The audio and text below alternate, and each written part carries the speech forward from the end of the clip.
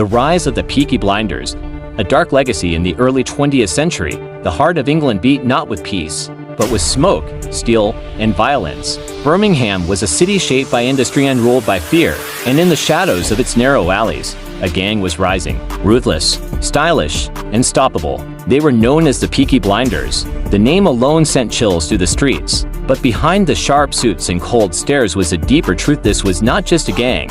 It was a brotherhood, a system, an empire in the making. At the center stood one man, Thomas Shelby, a former soldier, a war hero turned warlord. The battlefield had changed, but for Tommy, the war never ended. His scars weren't only on his body, they lived in his mind. He didn't seek chaos. He mastered it. The Peaky Blinders began small, fixing horse races, intimidating bookies, and collecting debts. But soon, they controlled the betting rings, then the pubs, the factories. Even politicians couldn't look them in the eye without fear, because the Blinders didn't just take power, they made others believe they were born to have it. They were called Peaky because of the razor blades sewn into their caps, used not just to injure, but to humiliate. Every fight was a message. Every scar they left behind was a warning to the next man who dared stand against them. But make no mistake, this story isn't just fiction. The real Peaky Blinders existed long before the world knew their name. In the 1890s, Birmingham was already home to violent street gangs. The real Peaky Blinders were young, poor, and hungry. And though they faded into history, the legend grew.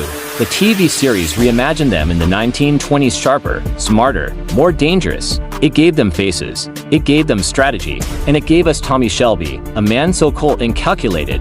He could burn a kingdom to the ground and never flinch. What made Tommy different wasn't his fists, it was his mind. He played his enemies like a game of chess, moving in silence, always 3 steps ahead. Business, politics, crime. To him, it was all one battlefield, and in that war, weakness was death. The Peaky Blinders didn't just fight for survival, they fought for dominance. And for a time, they had it. But empires built on blood never last forever. Friends became enemies, allies betrayed each other, and the same fear that built their kingdom would slowly begin to crack its foundation. Still, their legend remains. Even today, the story of the Peaky Blinders echoes through the streets of Birmingham, not in screams, but in whispers, because some names aren't shouted in history books. They're remembered in silence.